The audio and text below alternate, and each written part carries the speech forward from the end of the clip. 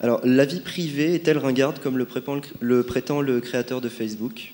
D'une manière plus générale, voit-on l'avènement d'un Big Brother? Il n'y a pas une réponse à cette question. Je pense que chacun... la vie privée est-elle ringarde? Évidemment, c'est une question hyper provocatrice. Et chacun a sa réponse. Évidemment, non.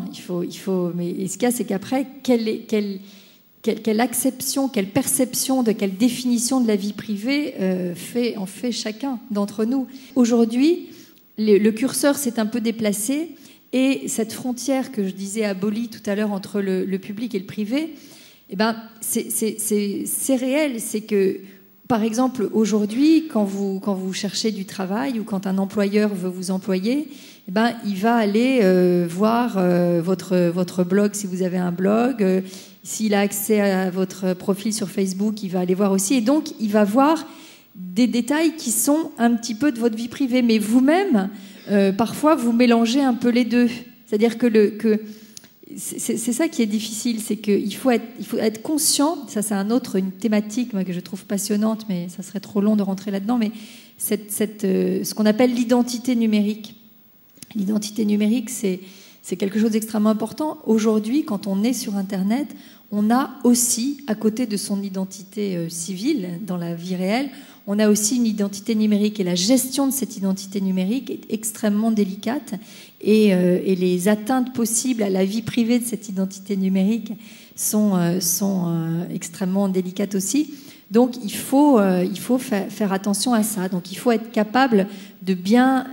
mais là, je crois que ça revient à la notion d'équilibre, de savoir jusqu'où on a envie d'aller quand on ouvre un blog, quand on crée un profil sur Facebook, quand on a un fil sur Twitter, quand on est sur un réseau social, quand on envoie des vidéos sur YouTube ou sur Dailymotion ou quand on partage des photos sur Flickr, etc. Il faut être conscient que... beaucoup de choses sont publiques alors qu'on pense qu'il n'y a que ses copains qui les voient. Et donc, là encore, faire preuve de grande prudence. Mais nous, adultes, il faut aussi, je pense, ne pas être... essayer d'être le plus ouvert possible et accompagner et aussi comprendre nos enfants. Je veux dire, je pense qu'il se passe dans les cours d'école aujourd'hui des choses un peu différentes que de ce qui s'y passait à notre époque. Et chacun a les outils de son époque. Je pense qu'il faut être conscient des risques réels et puis avec tout le côté en plus. Alors ça, c'est un peu un autre sujet, mais qui est, quand vous disiez Big Brother tout à l'heure, je n'ai pas vraiment répondu à cette question, mais sur la vie privée, la sécurité, la surveillance, la cybersurveillance, toutes ces techniques qui vont permettre d'être identifiés, géolocalisés, pucés avec des puces, ce qu'on appelle les RFID, là, les puces... qu'on va mettre un peu partout. C'est vrai qu'il y a cette angoisse-là quand même, qui est que on va être pisté, tracé de plus en plus, et que si ça se passe dans une démocratie, c'est formidable, mais si ça se passe dans un pays antidémocratique, ça peut être dramatique.